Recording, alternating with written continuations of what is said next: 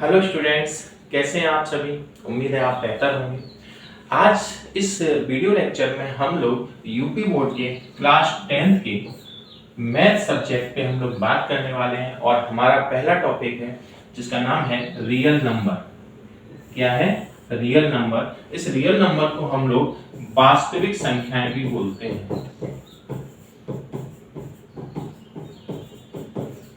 क्या बोलते हैं? वास्तविक संख्याएं भी बोलते हैं। तो चलिए हम लोग स्टार्ट करते हैं। वास्तविक संख्याएं, ये जो टॉपिक है इसको अगर अच्छे से हमें समझना है तो हमें कुछ डेफिनेशंस हैं, कुछ परिभाषाएं हैं, कुछ पॉइंट्स हैं जो कि हमें जानने चाहिए।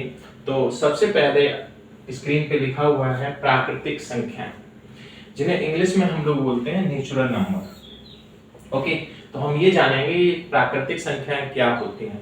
तो देखिएगा, हम लोग जो नंबर्स पढ़ते हैं, गिनती पढ़ते हैं, जैसे 1 हो गया, 2 हो गया, 3 हो गया, 4 हो गया, 5 हो गया, डॉट डॉट इनफाइनाइट तक, अनंत तक, ये जो संख्याएं होती हैं ये हमारी नेचुरल नंबर कहलाती हैं। साथ ही साथ इनको धन पूर्ण संख्याएं भी बोलते हैं। धन पूर्ण संख्याएं भी हम इन्हीं को बोलते हैं, प्राकृतिक संख्याएं या धन पूर्ण संख्याएं। ठीक है, जो होती हैं वो हमारी क्या होती हैं? वो हमारी 1 होती है, ठीक है, 2 होती है, 3 होती है, 4 डॉट डॉट और अनंत तक कोई भी आप नंबर ले लो वो हमारी प्राकृतिक संख्या कहलाती है। अगर स्टूडेंट्स, अगर आपसे कोई पूछता है कि मुझे ये बताइए कि सबसे छोटी जो है प्राकृतिक संख्या क्या है, तो आपका जो जवाब आएगा वो आएगा 1। आपका जवाब क्या आएगा? 1। ठीक है ना? ओके, तो और सबसे बड़ी प्राकृतिक संख्या बताइए, तो आप कहेंगे नहीं, बड़ी प्राकृतिक संख्या लिखी नहीं जा सकती। ओके, चलिए नेक्स्ट पॉइंट पे हम बात करते हैं। अगला है हमारा पूर्ण संख्या, यानी कि होल नंबर। ओके, तो ये होल नंबर क्या होता है, पूर्ण संख्याएं क्या होती है? देखिए, जो आपने अभी धन पूर्ण संख्याएं पढ़ी थी या प्राकृतिक संख्याएं पढ़ी थी, 1 2 3 4 5 डॉट डॉट इनफाइनाइट तक, अनंत तक, इन्हीं प्राकृतिक संख्याओं में अगर आप जीरो को भी इंक्लूड कर देंगे ना, तो ये सभी हमारी क्या हो जाएंगी? ये सभी हमारी पूर्ण संख्याएं हो जाएंगी। और अगर आपसे कोई ये क्वेश्चन करता है कि मेरे भाई मुझे ये बताइए कि सबसे छोटी पूर्ण संख्या यानी होल नंबर कौन सा है, तो आप बताएंगे सबसे छोटा पूर्ण संख्या या होल नंबर हमारा 0 होता है। अगर कोई ये पूछता है कि मुझे ये बताइए सबसे बड़ी पूर्ण संख्या कौन सी होती है, तो आप कहेंगे वो लिखी नहीं जा सकती, ठीक है, अनंत होती है। उम्मीद है आपको इतना समझ में आया होगा। पूर्णांक को इंग्लिश में इंटीजर बोलते हैं। ओके, पूर्णांक क्या होते हैं समझते हैं। देखिए, आप धन पूर्ण संख्या ले लीजिए, यानी प्राकृतिक संख्या ले लीजिए, जैसे प्लस का 1 हो गया, प्लस का 2 हो गया, प्लस का 3 हो गया, डॉट डॉट डॉट अनंत तक, और इसमें आप जीरो को भी इंक्लूड कर लीजिए और साथ ही साथ माइनस के नंबर भी ले लीजिए, -1 -2 -3 डॉट डॉट और इनफाइनाइट अनंत तक। तो ये सभी नंबर यानी कि धन पूर्ण संख्याएं, ऋण पूर्ण संख्याएं तथा जीरो को हम क्या कहते हैं? पूर्णांक कहते हैं। ठीक है, अब यहाँ पर जो एक क्वेश्चन बनता है वो ये बनता है कि मुझे ये बताइए कि -3 बड़ा या -2 बड़ा, तो इन दोनों में कौन बड़ा? तो जिस पर जितना माइनस कम होगा, जो अंक छोटा होगा माइनस में, वही उतना बड़ा होगा। तो अगर मैं बात करूं कि -2 और -3 इन दोनों में कौन बड़ा, तो आपका जवाब होगा -2 बड़ा। अब अगर मैं इस तरह से आपसे पूछूं कि मुझे ये बताओ कि -1 बड़ा है या 0 बड़ा है, तो आपका जवाब होगा कि -1 और 0 में हमारा 0 बड़ा है। अगर 0 और 1 में कौन बड़ा है, तो आप कहेंगे सर 1 बड़ा है। ठीक है, और 2 और 3 में कौन बड़ा है? बोला कि 3 बड़ा है। सही है। तो माइनस में कंफ्यूजन होता है कि जैसे हमें ये लगता है कि 3 और 2 में 3 बड़ा है, लेकिन जब माइनस नंबर लगा होगा तो माइनस में जितना अंक छोटा होता है वो उतना ही ज्यादा बड़ा होता है। अगर मैं आपसे पूछूं कि -3 और 0 में कौन बड़ा है, तो आप कहेंगे सर 0 बड़ा है। क्लियर हुआ? तो ये पॉइंट आपको यहाँ पे पता होना चाहिए। अगले पॉइंट पे बात करते हैं, लिखा हुआ है सम संख्या। क्या लिखा है? सम संख्या, जिन्हें हम इंग्लिश में क्या बोलते हैं? Even number. तो वे संख्याएं जो 2 से विभाजित हो जाती हैं। क्या? वे संख्याएं जो 2 से विभाजित हो जाती हैं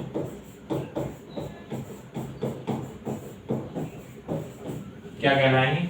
सम संख्याएं कहलाती हैं। सम संख्याएं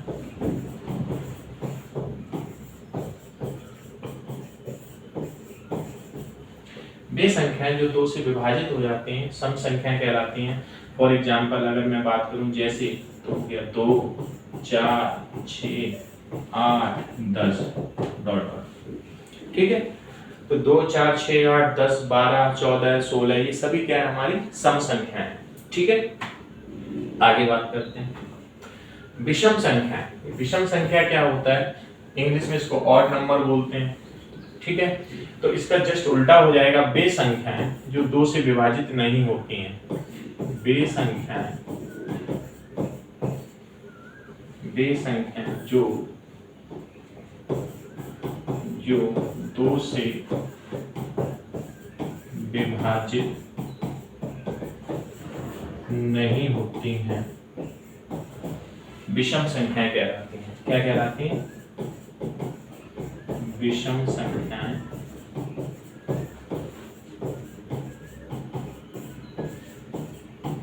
कहलाती हैं। फॉर एग्जाम्पल 1 हो गया, 3 हो गया, 5 हो गया, 7 हो गया, 9 हो गया, 11 हो गया और इस तरह से आगे। ठीक है, सबसे छोटा विषम संख्या कौन है? बोला 1। और सबसे छोटा सम संख्या कौन है? वो है 2। ठीक है, चलिए आगे बढ़ते हैं। अब हमारा आता है भाज्य संख्या। क्या आता है बच्चा? भाज्य संख्या। तो वे संख्याएं जो स्वयं तथा एक के अतिरिक्त किसी अन्य संख्या से भी क्या हो जाए? विभाजित हो जाए, वो क्या कहलाती है? हमारी भाज्य संख्याएं। क्या लिखेंगे? जो स्वयं तथा एक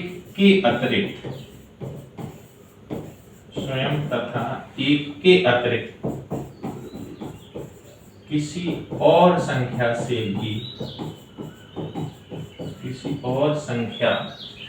से भी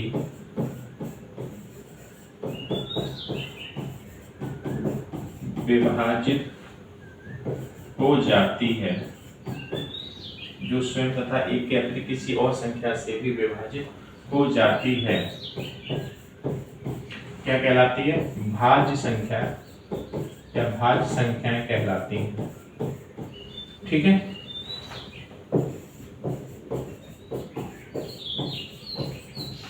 ओके। अगर मैं बात करूं भाज्य संख्याएं, जैसे 4 हो गया, 4 क्या है? अपने आप में भाज्य संख्या है। 4 के बाद 5 हो गया, 6 हो गया, 8 हो गया, 9 हो गया, 10 हो गया, 12 हो गया और इस तरह से और आगे। ठीक है ना, ये सभी संख्याएं क्या है हमारी? ये हमारी भाज्य संख्याएं। ये काफी इंपॉर्टेंट चीज है और ये आपको पता होनी चाहिए। क्या? मैं थोड़ा सा फिर से एक बार क्लियर करूं कि जो स्वयं ठीक है, जो स्वयं तथा एक के अतिरिक्त किसी और संख्या से भी यानी कम से कम 3 लोगों से। जैसे अब 4 को आप देखो जरा, मैं यहाँ लिखता हूँ। 4 के अगर आप फैक्टर करेंगे तो 2 हो जाएगा, 1 हो जाएगा और 4 हो जाएगा। यानी ये 1 से भी डिवाइड हो जाएगी, ये 4 से भी, यानी 1 से तो हो ही रही है, साथ स्वयं से भी हो रही है। स्वयं मतलब 4 से हो रही है और साथ ही साथ किसी और से भी यानी 2 से भी हो रही है। इस वजह से ये क्या होगी? ये हमारी होगी भाज्य संख्या। ठीक है, अगर मैं 6 को देख लूं, अगर आप 6 को देखेंगे तो 6 के फैक्टर होंगे। पहले तो ये 1 से तो कटेगा ही, ये 2 से भी कटेगा, ये 3 से भी कटेगा और ये 6 से भी कटेगा। तो हमारा रूल क्या बोल रहा है कि भाई खुद से कटे और 1 से कटे और इनके अलावा भी किसी एक संख्या से भी कट जाती है ना, तो वो हमारी क्या हो जाएगी? भाज्य हो जाएगी। यहाँ पर तो ये 2 और से कट रही है। ठीक है ना, तो रूल समझ में आया? ठीक, नेक्स्ट बात करते हैं। अब भाज्य संख्या जस्ट उल्टी परिभाषा हो जाएगी। वे संख्याएं वे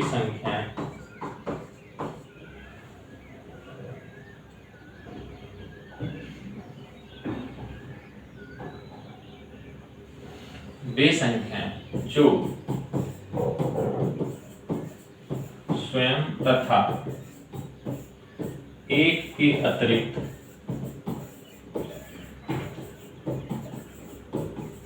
किसी अन्य संख्या से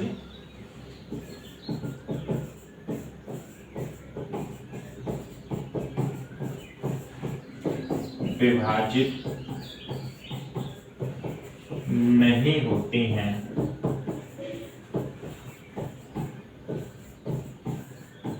अभाज्य संख्याएं कहलाती हैं।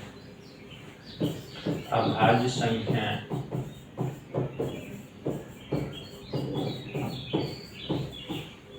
ओके। तो स्टूडेंट्स क्या देखा आपने कि अभाज्य संख्या कौन सी संख्याएं होती हैं? वे संख्याएं जो स्वयं तथा एक के अतिरिक्त किसी अन्य संख्या से विभाजित ना हो, वो सभी संख्याएं हमारी क्या कहलाएंगी? अभाज्य संख्याएं कहलाएंगी। जैसे कि स्टार्टिंग करूं मैं, जैसे कि 2 हो गया, 3 हो गया, 5 हो गया, 7 हो गया, 8 9 10 11 हो गया, 13 हो गया और इस तरह से आगे। तो आप देखेंगे ये संख्या खुद के अलावा एक को भी ले लो, इसमें खुद के अलावा तथा एक के अलावा किसी और से नहीं कट रही है। जैसे कि अगर आप 2 को देखो तो 2 के जो फैक्टर होंगे 1 होगा और 1 2 होगा, बस। 3 को देख लो आप, 3 को देखेंगे तो ये 1 और 3 के अलावा किसी से कटेगी नहीं। तो ऐसी संख्याएं जो स्वयं तथा एक के अलावा किसी और संख्या से नहीं विभाजित होती हैं, नहीं कटती हैं, तो वे सभी संख्याएं क्या कहलाती हैं? वो हमारी अभाज्य संख्याएं कहलाती हैं। क्लियर हुआ? चल आगे बात करते हैं। हाँ, कह रहा है सह अभाज्य संख्याएं को प्राइम नंबर। तो संख्याओं का वह युग्म जिसमें एक के अतिरिक्त कोई अन्य उभयनिष्ठ गुणनखंड ना हो। संख्याओं का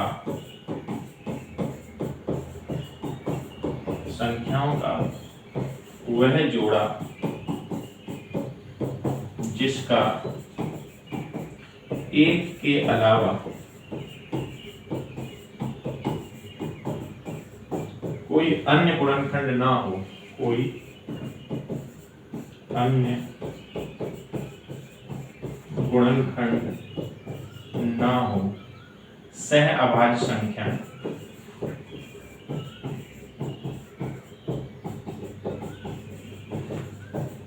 कहते हैं। ठीक है, संख्याओं का वह जोड़ा, यहां बात अब हम किसकी कर रहे हैं? जोड़े की, जिसका एक के अलावा कोई अन्य उभयनिष्ठ गुणनखंड ना हो। अन्य उभयनिष्ठ गुणनखंड ना हो, उभयनिष्ठ गुणनखंड ना हो। तो चलिए देखते हैं, इसको समझते हैं। जैसे मैंने एक लिया, एक मैंने कहा क्या बताइए, क्या 2,3 ये सह अभाज्य संख्याएं हैं? तो आप कहेंगे जी हाँ। क्यों? क्योंकि अगर मैं इसमें 2 के फैक्टर करूं तो 2 into 1 हो जाएगा, और अगर मैं 3 के फैक्टर करूं तो ये 3 into 1 हो जाएगा। अगर आप इनका HCF निकालेंगे यानी मासा निकालेंगे, क्योंकि आप अभी आगे सीखने वाले हैं, तो आप देखेंगे इसमें 1 आया और इस 1 के अलावा इसका कोई भी अन्य जो है उभयनिष्ठ गुणनखंड नहीं है। तो ऐसे सिचुएशन में 2,3 जो ये जोड़ा है, ये हमारा सह अभाज्य संख्याएं कहलाएगा। क्या कहलाएगा? सह अभाज्य संख्याएं कहलाएगा। ठीक है, चलो ये भी क्लियर हुआ। अब बात करूंगा मैं परिमेय संख्या किसकी? परिमेय संख्या की। तो परिमेय संख्या जिसे इंग्लिश में हम लोग क्या बोलते हैं? Rational number. क्या बोलते हैं? Rational number. तो वे संख्याएं, आप इसकी परिभाषा देखेंगे, वे संख्याएं जिन्हें p/q के रूप में लिख सकते हैं, जहां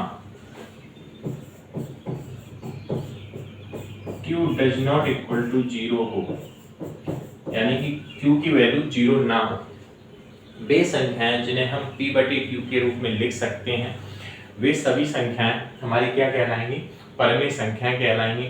बस उसका इतना सा कहना है कि जो नीचे संख्या होगी, ठीक है, q की जगह पे जो संख्या होगी वो संख्या जीरो ना हो, ठीक है ना। अगर जीरो नहीं है तो समझ लो फिर वो हमारा परिमेय संख्या है, यानी रेशनल नंबर है। फॉर एग्जांपल आप देखें, एग्जांपल के तौर पे देखिए, जैसे मैंने लिखा 2/3, ये 2/3 क्या है, ये परिमेय संख्या है, क्योंकि आप देखेंगे 2 हमारा और 3 हमारा क्या है, p/q के फॉर्मेट में है। और अगर मैं बात करूं यहाँ पे 3/1, ये भी परिमेय संख्या है। यहाँ तक कि आप 5 को भी बोलेंगे ना तो भी ये परिमेय संख्या है। क्यों परिमेय संख्या है, क्योंकि 5 को हम 5/1 रिप्रेजेंट कर सकते हैं, ठीक है। तो ये सभी संख्याएं हमारी क्या कहलाएंगी, परिमेय संख्या कहलाएंगी। आगे बात करें, अब बात आती है अपरिमेय संख्या। तो इसका परिभाषा हो जाएगा जिन्हें p/q के रूप में नहीं लिख सकते,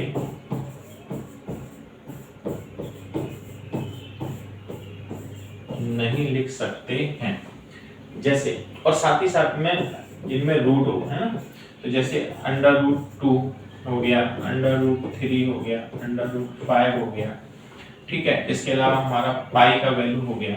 ये सभी संख्याएं हमारी क्या कहलाएंगी, ये सभी संख्याएं हमारी अपरिमेय संख्या कहलाएंगी, ठीक है।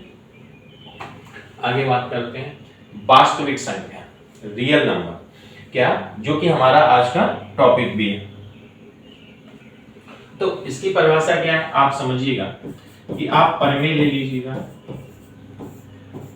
और अपरिमेय ले लीजिएगा। तो ये जो समुच्चय होता है, ये जो ग्रुप होता है, वो हमारा वास्तविक संख्याएं कहलाता है, ठीक है। यानी कि इस टॉपिक में हम सभी परिमेय संख्याएं बोलेंगे, हम सभी अपरिमेय संख्याओं को स्टडी करेंगे, और वास्तविक संख्याओं का जो डेफिनेशन हुआ कि परिमेय तथा अपरिमेय संख्याओं का योग या जोड़ा क्या कहलाता है, वास्तविक संख्या कहलाता है। क्लियर हुआ। तो अब हम आते हैं अपने टॉपिक पे। तो चलिए पहला एग्जांपल है, उसको जरा देखते हैं। लिखा है, क्या लिखा है, लिखा है संख्या 144 के अभाज्य गुणनखंड में अभाज्य गुणनखंडों की घातों का योगफल क्या होगा, ठीक है। संख्या 144 के अभाज्य गुणनखंडों में, तो जैसा क्वेश्चन कह रहा है वैसा आप करना स्टार्ट करिए, आपका रिजल्ट अपने आप आएगा। तो इसके सॉल्यूशन पे हम बात करेंगे। सॉल्यूशन पे हम बात करें तो संख्या 144 के अभाज्य गुणनखंडों में, तो हम क्या करें, सबसे पहले 144 के अभाज्य गुणनखंड करें और अभाज्य गुणनखंडों की घातों का, फिर हम उनकी घातें निकालें और फिर उनका योगफल करें, वही हमारा आंसर होगा। तो चलिए 144 इसके हमने खंड करना स्टार्ट किए। तो चूंकि ये संख्या 2 से डिवाइड हो जाएगी, लास्ट का अंक 4 है इसलिए, तो काटेंगे, फिर से ये 2 से कट जाएगी, 2 3 6 7 1 2 6 12, फिर से ये 2 से कटेगी, 2 एकम 2 2 8 16, फिर से ये 2 से कटेगी, 2 ने 18, फिर ये किससे जाएगी, ये 3 से जाएगी, 3 तक का 9, फिर से ये 3 से कटेगी, 3 एकम 3। तो ये इस तरह से इनकी क्या निकल गया है, ये हमने किया अभाज्य गुणनखंड, ठीक है। अब अभाज्य गुणनखंडों का हमें क्या करना है, घातें निकालनी। तो हमने लिखा 144 के हमारे जो फैक्टर आए y 2 into 1 2 3 4, 2 into 2 into 2 into 2 into 3 into 3, तो ये हमारे क्या निकल गया है, फैक्टर निकल गया है। अब इन फैक्टर की हम घातें देखेंगे तो देखिए 2 कितने बार लिखा है, 1 2 3 4, तो 2 हमारा 4 बार लिखा है, तो ये 2 की घात 4 हो गया, इनटू 3 कितने बार लिखा है, 3 2 बार लिखा है। तो ये हमने क्या निकालनी, अभाज्य गुणनखंडों की घातें निकालनी। अब हमें इनका क्या करना है, योग, किनका, घातों का योग। तो आप यहाँ पे लिखेंगे घातों का योग बराबर हो जाएगा 4 धन 2 और ये हो जाएगा 6, और जो कि हमारा आंसर है, ठीक है, ऑप्शन नंबर डी। क्लियर हुआ। चलो आगे बात करते हैं। लिखा हुआ है हमारा कि 182 और 78 का HCF क्या होगा। देखिए स्टूडेंट, जो HCF होता है इसको हम हिंदी में बात करें तो हम बोलेंगे मासा। क्या बोलेंगे? मासा। और इस मासा का फुल फॉर्म होता है महत्तम समापवर्त्य। क्या होता है? महत्तम समापवर्त्य। तो HCF हमारा कॉमन फैक्टर होता है। मैं एक प्रोसेस आपको यहाँ आपके सामने कर रहा हूँ, आप देखिएगा। 182 और 78 का HCF पूछा है उसने, तो सबसे पहले आप क्या करो, सबसे पहले आप 182 का खंड काटो। 182 का खंड काटेंगे तो ये 2 से कटेगा, 2 ने 18, 2 एकम 2, ठीक है ना। अभी ये संख्या हमारी 2 से नहीं कटेगी, साथ ही साथ 3 से भी नहीं कटेगी, 5 से नहीं कटेगी, 7 से कटेगा। फिर काटते हैं, 7 एकम 7, 2 बचा, हो गया 21, 7 तियां 21। अब ये किससे कटेगा? अभी ये 13 से कटेगा, ठीक है। अगला है हमारा 78। 78 का हम फैक्टर करते हैं तो ये फिर से 2 से कटेगा, 2 तियां 6, 2 ने 18, फिर 3 से जाएगा, 3 एकम 3 तरफा, और फिर ये था 13 से जाएगा, 13 एकम 13। तो अब हम क्या करें, अब हम इनके जो अभाज्य गुणनखंड निकले 2 गुणा 7 गुणा 13, और 78 का कितना निकला?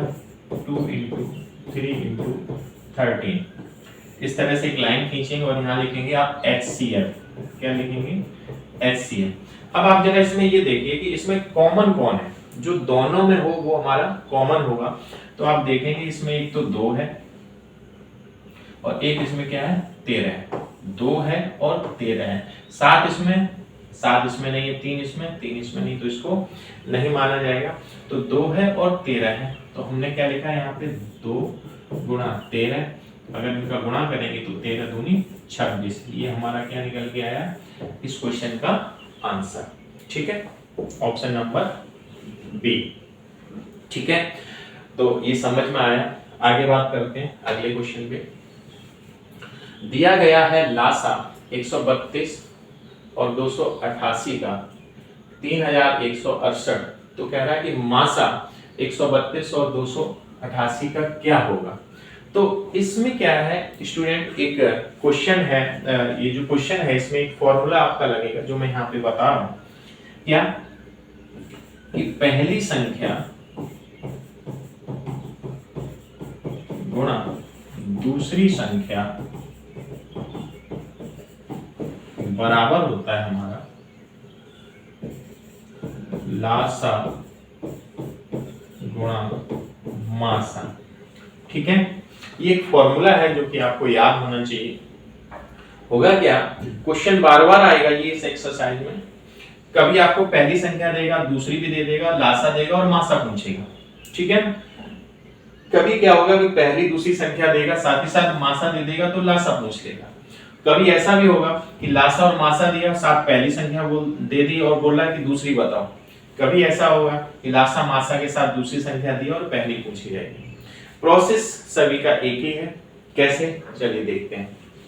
तो ये हमारा क्या है, ये हमारा फॉर्मूला है। अब हम देखेंगे कि क्वेश्चन में क्या क्या दिया है। हमें पहला संख्या दिया है 132 और दूसरा दिया है 288। तो आप यहाँ लिखेंगे पहली संख्या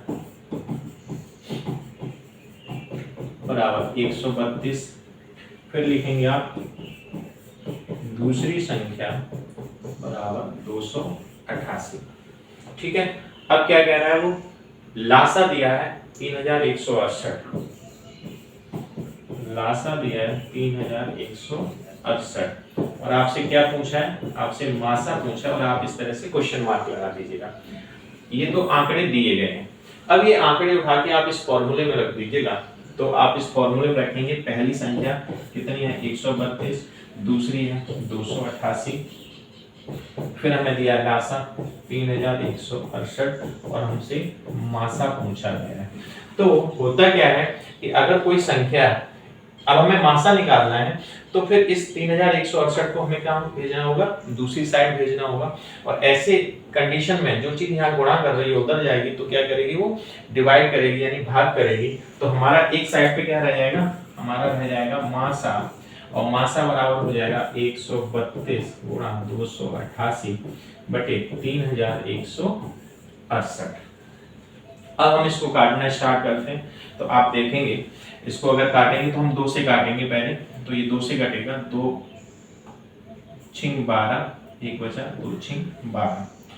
अब हम इसको फिर से 2 से काटेंगे तो ये कटेगा, 2 एकम, 1 बचा 11, 2 पंजे 10, 1 बचा 16 हुए, 2 अट्ठे 16 और 2 चौको 8।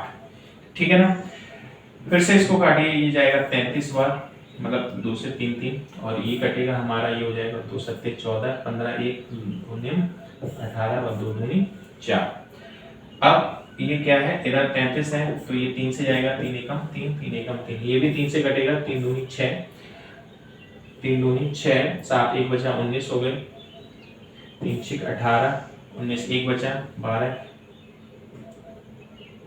3 चौको 12, तो 264 ये हमारा हुआ।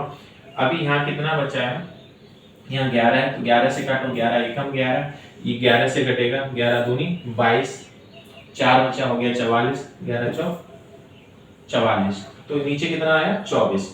तो अब अभी इससे काटना स्टार्ट हो तो ये कटेगा 12 और ये कटेगा 144, ये कटेगा 6 तो ये कटेगा 72, ये कटेगा 3 तो ये हो जाएगा 36, और ये 3 एकम जाएगा, 3 दूनी 6। तो यहाँ से ओवरऑल हमारा जो मासा निकल के आया वो निकल के आया 12, और ये हमारा क्या हो गया इसका आंसर। तो हमारा जो मासा है स्टूडेंट कितना आया, 12 निकल के आया, ये हमारा आंसर हुआ। उम्मीद है आपको ये क्वेश्चन समझ में आया होगा। अगले क्वेश्चन पे बात करते हैं। लिखा है संख्या 156 का अभाज्य गुणनखंड बताइए। संख्या 156 का क्या बताना है, हमें अभाज्य गुणनखंड बताना है। आसान सा सवाल है। आप क्या करिए, 156 की खंड काटिए, तो 2 से जाएगा, 2 सत्ते 14, 1 2 अट्ठे 16, फिर ये 2 से कटेगा, 2 3 6, 2 निम 18, फिर ये 3 से जाएगा, 3 एकम 3 9, फिर ये जाएगा 13 से, 13 एकम 13। तो इसका जो फैक्टर बना वो बना 2 इंटू 2 इंटू 3 इंटू 13। अच्छा, हमारे जो आंसर्स हैं वो घात के फॉर्मेट में है, तो एक बार घात भी लगा देते हैं इन पे। 2 को 2 बार लिखा है तो 2 की पावर 2 हो जाएगा, एक 3 हो जाएगा और एक 13 हो जाएगा। चेक करो जरा कौन सा है, 2 की पावर और बी आंसर है हमारा। कौन सा आंसर है, बी। क्लियर हुआ, समझ में आया, अच्छे से समझ में आया। चलिए अगले क्वेश्चन पे बात करते हैं। अगला क्वेश्चन है किन्हीं दो धनात्मक पूर्णांकों a और b के लिए कौन सा ऑप्शन सही है। तो ये पिछले क्वेश्चन की तरह है जहां पे हम लोगों ने लासा और मासा निकाला था। फॉर्मूला एक देखा था, क्या लिख लेते हैं, पहली संख्या गुणा दूसरी संख्या बराबर लासा गुणा मासा। तो यहाँ पर स्टूडेंट जो पहली संख्या उन्होंने मानी है वो क्या मानी है, a, और दूसरी संख्या मानी है b। तो आप पहली संख्या की जगह a लिखिए और दूसरी संख्या की जगह b लिखिए, और लासा लासा किसका, a और b का, इनटू मासा, और ये मासा किसका है, मासा भी तो a और b का है ना। तो अब आप जरा देखो, ये हमारा फॉर्मूला है। अब ये कहां पर लिखा हुआ है आप देखिए, a में नहीं है, b में नहीं है, c में नहीं है, d को देखिए आप, a इंटू बी बराबर मासा ए बी का, लासा ए बी का। तो यही हमारा डी ऑप्शन इसका करेक्ट है। ठीक है, आगे बात करते हैं। अगला है, कह रहा है यदि 26 और 156 का लासा 156 है तो मासा ज्ञात करिए। आसान सा सवाल है, यही फॉर्मूला लगातार चलेगा। आप इसमें लिखिएगा, इसका अगर आप हल निकालेंगे तो आप लिखेंगे यहाँ पर पहली संख्या बराबर 26, फिर आप लिखेंगे दूसरी संख्या बराबर 156,